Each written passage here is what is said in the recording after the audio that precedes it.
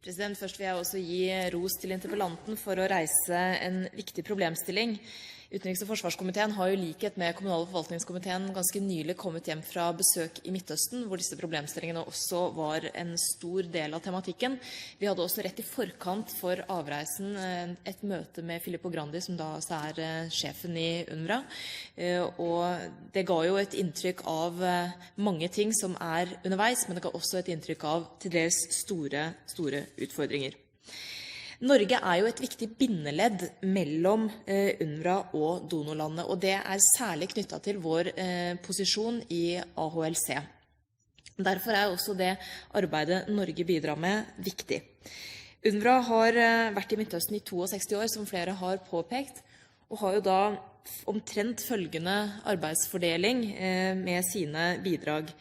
60% av budsjettene går stort sett til utdanning. Det er kjerneoppdraget, og kjerneoppdraget er altså de yngste årsklassene, 1. til 9. klasse.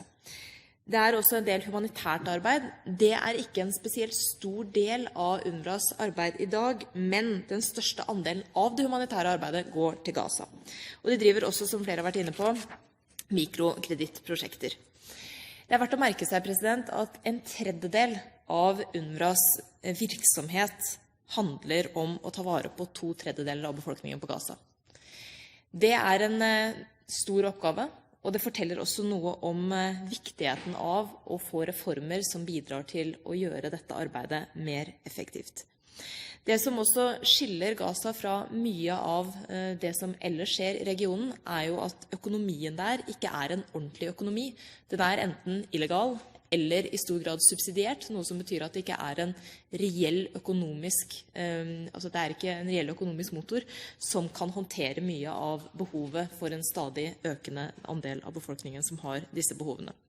Det er også ulikheter mellom landene der de palestinske flyktningene er. Det er noen steder hvor det er mer stabilt og flyktningene har flere rettigheter, og det er andre steder hvor de ikke har de samme rettighetene.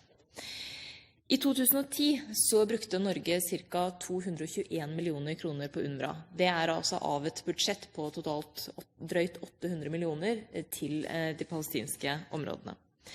Det betyr altså at det er over en fjerdedel av budsjettet som går via UNRWA, og det betyr også at det er veldig mye som står og faller på den innsatsen UNRWA gjør i forhold til hva Norge får til og hva Norge bidrar med i regionen.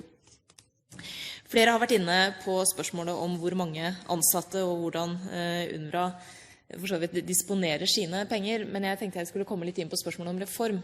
Fordi det er helt åpenbart at behovet er stort for reform, men det gjelder ikke bare UNRWA, det gjelder FN-systemet som helhet. Og et tema som foreløpig ikke har vært oppe her, er jo nettopp spørsmålet om FNs nye strategi, eller forhåpningen om en ny strategi, der FN mer og i større grad deliver as one, altså at man klarer å koordinere FNs ulike roller og oppgaver til å gjøre en mer effektiv, eller få til en mer effektiv bistand og hjelp.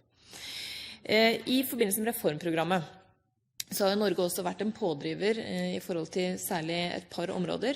Det ene er åpenhet og transparens, som er svært viktig i en organisasjon som får mye penger fra Norge.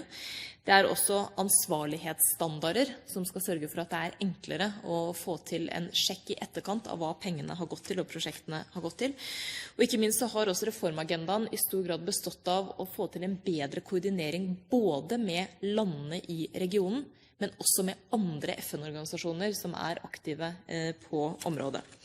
Det er klart at det er store utfordringer som gjenstår. Jeg tror at Norge som en stor giver er nødt til å stille klare krav i reformarbeidet. Vi har en spesiell og nokså unik posisjon i regionen som gjør at vi kan stille krav, både i FN-systemet, men også overfor myndighetene i de landene som tar imot flyktninger.